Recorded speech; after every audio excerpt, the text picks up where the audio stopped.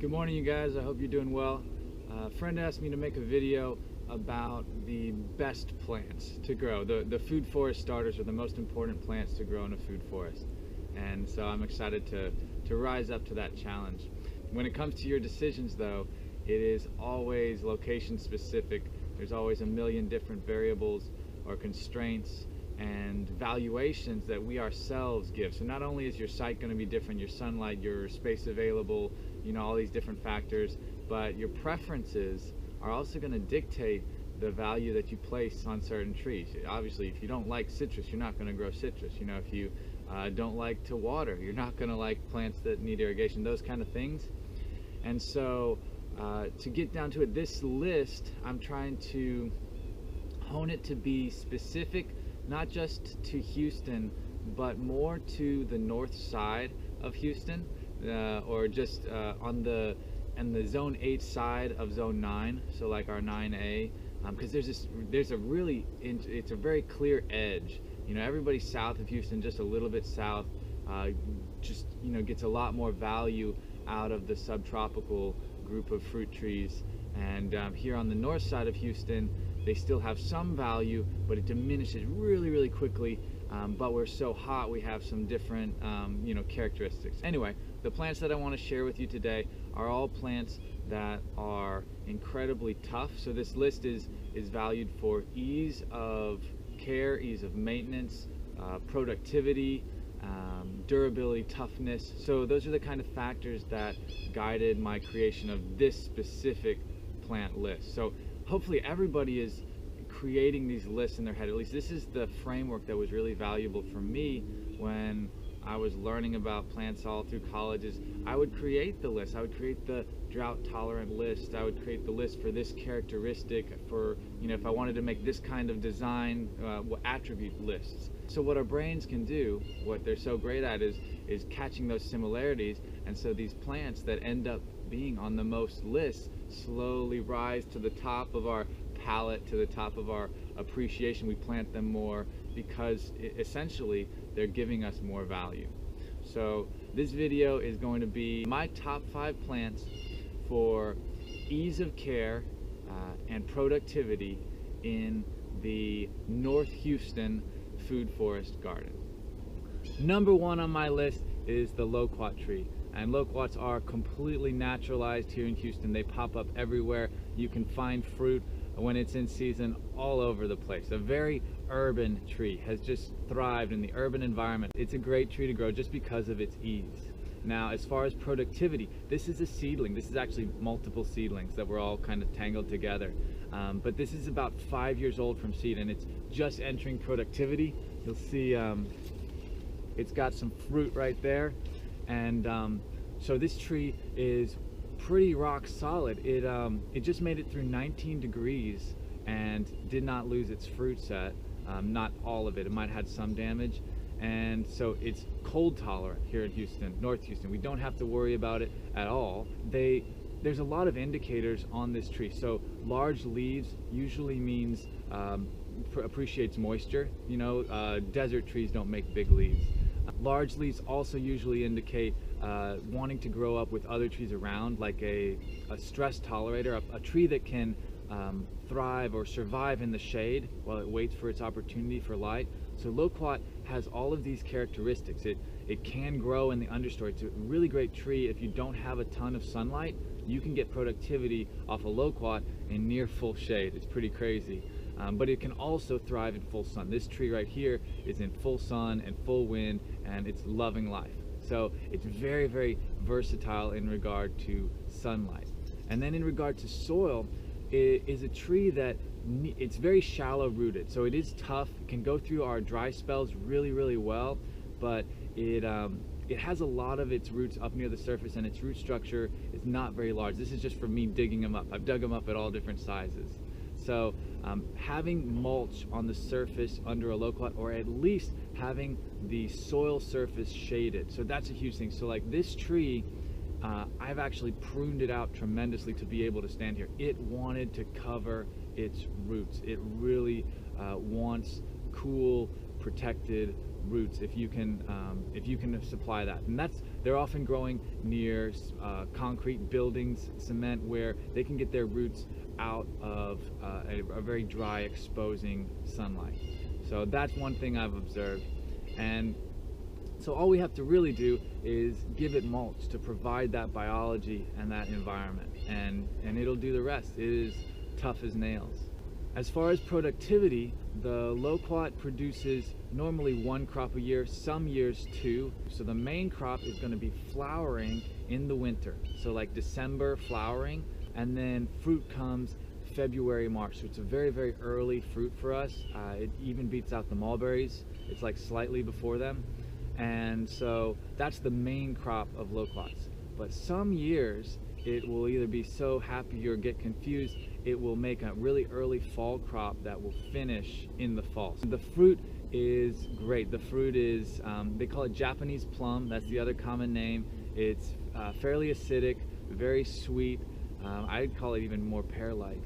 And it's orange, normally yellow to orange, and usually has anywhere from 1 to 5 seeds, maybe as many as 7, but that's really rare. There are a lot of Loquat cultivars out there. I just don't have any experience with them, and so I can't weigh in yes or no. There is definitely variability in the seedlings, but again, it's only 5 years to get to a fruiting plant, and it requires no care along the way. So there's a lot less investment than you think in just trying out seedlings, and if it's unproductive, maybe then there's an opportunity to graft. But there's this variability. Some of them taste great and different, and variability can be really good things. So I would definitely encourage you not to focus too much on the cultivars when it comes to Loquat, and instead just put the seeds in the ground, and before you know it, you'll have choices and different trees. The season is relatively short, probably about 2 to 3 weeks from when the fruit starts to ripen to when the last fruit is ripening and falling. So it's very short, and that's what allows us to get a lot of the fruit. You will lose fruit to the birds. They absolutely will eat it too, but they can hardly make a dent. These mockingbirds, will peck some of the fruit clusters. There's just so much productivity from this tree when they're happy and healthy that you will get tons and tons of fruit out of it. As a kid, we even made Loquat drink, sold it as like a lemonade stand with Loquats, because we could just collect from trees in the neighborhood. There were that many in the public spaces. So these days, I take the Loquats when they're in season to the school gardens with me, and I share them with all the kids because it's a great opportunity to get them to recognize the leaves. It's a very easily identified tree, but they do all this great work for me. I feed them Loquats, and they give me back seeds, because that often takes some time to save your seed, and then I get to go and guerrilla plant Loquat seeds, and they're big because of their size. So I toss them out in the bayous and the random spaces, and I've even seen a few popping up because this is a really tough tree. Speaking of the seeds, another cool thing about Loquat is that the seeds are used to make a really nice liqueur. I think it's called Loquat grappa. But I haven't made it. A friend of mine made it, but I have gotten to taste it, and it's really good. It's like a cherry liqueur, but essentially it's just you take the Loquat seeds and you soak them in vodka, and it changes the flavor to a really cool, cherry almond liqueur. So I'm sure you can find info on that online. Somebody with more experience will share some good recipes. They're blooming when nothing else is blooming, so the flowers are really valuable for your pollinators, for your bees. There are probably some things I'm forgetting, but you can see why Loquat is just top of the list, and so you should definitely grow Loquat. Number 2 on my list is the mulberry. Mulberries are another tree that is completely naturalized, even native, and just pops up everywhere around here. This is a mulberry. So the mulberries are deciduous, so there's nothing really to show you now. But this is the mulberry, and that is a mulberry. And both of these were white mulberries. This one is actually, I used it for grafting practice. So you can see these are all grafts. So mulberry is also very easy to graft, very easy to grow. It's very easy to propagate. So not only is it spread by the birds planting its seeds, but it's very easy to take cuttings of a mulberry and stick them in the ground. And as long as they're dormant, or you take the leaves off, they have a good chance of rooting. So mulberry is a really great primary succession tree, very quick to grow and very tough, very durable. It can grow in nearly any soil, but it cannot do wet feet. Not many trees can, but if you have poor soil or sandy soil, it can do really well there. If you have low moisture and you're trying to dry land establish your food forest, this is a go-to tree, very drought tolerant when established. So just a really valuable, quick to grow, quick to create shade tree. And the shade it creates is really valuable as well. Mulberry shares the light. It has some of those characteristics of the desert trees that allow light to go through, because they're trying to get other plants, I think, they're trying to get other plants to help them cover the soil, so they share the light well. So mulberry shares the light well. As far as productivity, it is an early spring crop, so the flowers bloom really early in the spring and the fruit comes probably only a month or two later, so it's quick to grow. Now there are different types of mulberries. So I said these are white mulberries here. I have red mulberries, and the white and red were both already on the property when I got it, just because the birds had planted them. And then there's a third group, which is the black mulberries, like Persian mulberry, Pakistan mulberry. Those are slightly different. So the red and white can go fully temperate. Like if you're far north of Houston, you need to stick with red and white, because I'm right on the edge. So like my Pakistan mulberry has big old bark splitting in the trunk from the freeze damage from last January, and they're just more likely to be damaged by the late winter freeze that we get here. But if you're on the edge, you should definitely give them a try. I have both Pakistan and Persian. I grafted Persian last year, so this year is going to be my first year to taste the fruit. But Pakistan is an incredible mulberry, probably twice as sweet, with just some really great tones, flavors. So if you're maybe here on the north edge of Houston or a little bit further in, I would definitely recommend Pakistan, which is also called King Shatut. That's just a great cultivar. But all of them can be tasty. There's so much variability. So there is the mulberries to create a main crop in spring, but there's also an everbearing mulberry that creates very small fruit but kind of continuous production. And my Pakistan mulberries have fruited 3 times this last year, so they can produce multiple times, or at least the Pakistan can. So in addition to the fruit, which you do lose a lot of it to the birds, but it just comes all at once. So again, it's a really high yield but short season, so it'd just be dumping mulberries on you. In addition to that, the plant is really valuable for fodder. If you have livestock, I've eaten the mulberry leaves when they're coming out and they're nice and tender. It's kind of like basswood, tilia.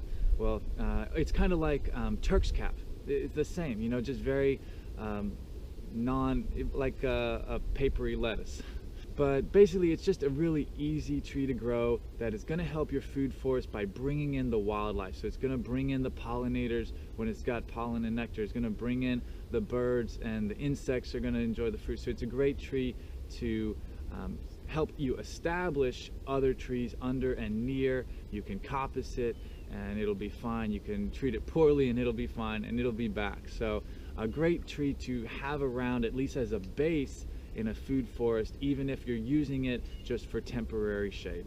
All right, so with the mulberry, I went for ease of growth and establishment versus, you know, yield and productivity into the kitchen. And so number 3 on the list is kind of also balancing that out, and that is the Japanese persimmon. So persimmon, hold on, it's a little bright. So persimmon is another tree that is native to Houston. We have the Virginia, Diospyros virginiana, which can grow around in our wild spaces. It is not as naturalized in the urban environment as the Loquat is, but it is native. And so persimmon is a really tough and great valuable tree because it likes our high pH soil. So scraggly small trees, and that's the Virginia persimmon. This is a Japanese persimmon, and Fuyu is probably the most common cultivar if we're going to get into cultivars. So Fuyu is a non-astringent persimmon, and there's a lot of name variants that are kind of based off of that, like There's a Wasa Fuyu, and Masamoto Fuyu Hero is also Fuyu based. So they're all really similar, non-astringent. Now, non-astringent is really great if you ever had a persimmon. The astringency, you'll pucker your lips. So you can eat a non-astringent persimmon way before they're fully ripe. However, with the non-astringent persimmons, the birds and wildlife can eat them also. So if you really want the tree where you can get a large yield out of it without a lot of effort, you want an astringent persimmon. The birds are messing. You want an astringent persimmon. So the persimmons I have out here that are astringent are Hachiya and Saijo and Sheng. Those are the three astringent ones that I have. And so with those, nothing's gonna touch the fruit, and then you get to harvest it when it's underripe and ripen it on the kitchen counter, and you get the full yield of it. Stop. Get out of here. Get out of here. So essentially that's why we should grow persimmon. It grows itself. It is fairly drought tolerant. I don't know what else to say about it. It's kind of hard to think when the chickens are all around and banging on the camera. But a great tree, and the flavors are really different. So between like the Fuyu and the non-astringent to like Saijo and all these other different ones I've had, Tamopan, there's just tons of different looks even and flavors. So definitely one you should get into if you're in that North Houston zone, because this is a fully deciduous tree that goes dormant, can handle the cold. Out here they get mulch. I'm sitting on mulch. They get a lot of mulch out here. Another persimmon, since we're just talking about persimmons, another persimmon, there's a Texas persimmon. I think it's Diospyros texana, but it is a little more for west of Houston, not like an East Texas tree. It's more of like hill country, drier, more calcareous, well, still calcareous. So there are trees of Texas persimmon in Houston, but with that one, it is dioecious, so it has male and female plants. And so in order to get fruit from a Texas persimmon, you need to have male and female nearby in order to get them pollinated and get fruit set. It's a decent fruit. It's not near as tasty as a Japanese persimmon. They're small and black, Texas persimmons, and a little more chocolatey, but not necessarily like the good kind of chocolate, like that sort of what I would call a burnt, I don't know. Anyway, you should try Texas persimmon as well, or look into it, because they're also really pretty trees, really tough, easy to grow. And the chickens keep banging the camera. So the next plant on my list is not a tree, it is a shrub, and it is the pineapple guava. It's a really beautiful, beautiful plant. It's got some reddish, peely bark, it's got some gray-green leaves, and just really nice dense shrub, and it's got a really nice, pretty flower. So a lot of aesthetic attributes to pineapple guava. It makes the list because it is very easy to grow once it is established. It's one where I don't have to worry about freeze protection. It goes through the cold just fine. Probably the one thing where you do have to worry is with drought tolerance. So pineapple guava is a cloud forest tree. It actually, is a high elevation tree. And so the one thing that it cannot do is I called her up, is go through droughts really well. So you got to watch it and at least keep it moist during our hottest, driest parts of summer. So the fruit it makes, it's another really great aspect of pineapple guava is that the fruit self-harvests, or it's only ripe when it falls. And so you don't have to worry about fighting the birds, because the fruit is all green and hidden. And when the time is right, when the fruit is ready, it will fall to the ground. So it's like around end of October, November, you could just come and shake a pineapple guava tree and everything that falls is perfectly ripe fruit. So the ease of harvest is really, really high. I've seen pineapple guava used as a hedge in landscaping against these buildings where there was a slope because of the, raising the building up, and all of the pineapple guava rolled like to the exact same spot. Talk about taking a 8-foot area down to you know, one channel, and it just gave me some ideas. So if you had slope in your landscape, you should definitely play with that idea of incorporating that harvesting, auto harvesting into your system. But it's a really tasty fruit. This is the other reason it makes it high on the list. This is a really, really good fruit. I enjoy it a lot. And the backstory, actually, so I found pineapple guava when I was a kid. It was at the end of our block. There was a tree that overhung the ditch, and we found this tree because we started throwing the fruit at each other, and then being kids, eventually we ended up eating it. And so we brought this fruit home, and we freaked our parents out. They were so scared we like poisoned ourselves, or actually it was my neighbor's parents. But anyway, it was just, it's got a good connection to natural learning for me, and I've always enjoyed the fruit. You don't eat the skin, you just, you know, bite it in half and scrape everything out, so there's no seeds, and it's all really good. So in addition to the fruit, which can come, I have seen it twice a year. So pineapple guava, main crop is from a late spring flowering, or actually more like early summer, so like a May flower, and then the crop's ready October, November. But very, very occasionally we'll get a fall flowering that's ready in May. So I remember being at school and getting to eat pineapple guava at the end of the school year as well, because that's where the bushes were, you know, in landscapes. These trees are, bushes are all over in the landscape. And if you're looking for plant material, you go to Houston Garden Center and get the cheap landscape, you know, $5 trees, because they're probably going to make decent fruit. This is another one where most of them are going to be seedling and have seedling variability, and that is usually okay because they're usually all decent. Now this one right here beside me is a grafted cultivar. This is one called Mammoth, and the other grafted one I have is called Nikita. But there are plenty of seedlings that are as good, that are fairly decent. So if you have the space, then you might just go and chance it. And if you really want to make sure you get something that you know what it's going to be and you have zero space to spare, then maybe you go and get a cultivar online.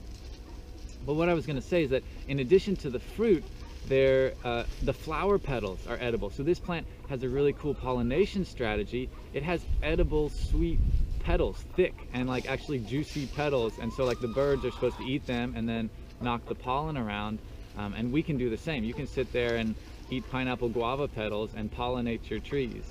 It's also one where pollination, cross-pollination is really valuable. So productivity goes up if you have multiple plants near each other. They're not as self-fertile as a peach tree. You know, that's about it. This is the plant that can go further north. You know, like Loquat probably hits a limit, you know, an hour or so north of Houston. This one can go pretty far north. I think they're all the way up in Dallas. But you might have to check me on that. Somebody up there will let me know if they can't really do a zone 7 or what. But they're definitely good into zone 8, and a good tough tree, as long as there is sufficient moisture, soil moisture, to grow them. They are less productive in the shade. They will survive there. I've seen old trees there that still produce a little bit, but not near as productive as they would be in full sun. But I would use them in both places. Just use them wherever you have space and you put in a tree or a shrub that you can plant and forget about. So definitely think about adding pineapple guava to your garden. The last tree that I'm going to put on the list today is the Jujube. And you guys might be going, oh, but what about fig, or what about these? There are definitely other really valuable trees, and I think I'm giving more weight to toughness and the ability to grow on their own. Jujube is a desert tree. It's very, very, very drought tolerant, very, very, very heat tolerant, very, very tough as nails tree. So there's no leaves on it now. Jujube goes fully dormant, and so is very frost, cold tolerant. And there's literally nothing that can, you know, harm this tree except for insufficient sunlight. That's how tough this tree is. So those are its strengths. Its weakness is probably the fruit is a little bit marginal. It's not super sweet and tasty. It's probably, we'll call it an acquired taste. You can eat them underripe, which then they're kind of crisp, not very sweet, They're more like a less sweet apple at that stage. And then fully ripe, they're a little more date-like. They get this really nice date flavor, not as intensely sweet as a date, but that kind of flavor. They have a really long fruiting season. This is what puts them higher on the list is that they, like fig, will produce multiple crops. Actually, they probably produce more continuously. Fig is kind of like production gap. I shouldn't be talking about fig. Anyway, Jujube produces probably from like end of June all the way through November, once it gets cold here. So really long season of overlapping, flowerings and fruitings.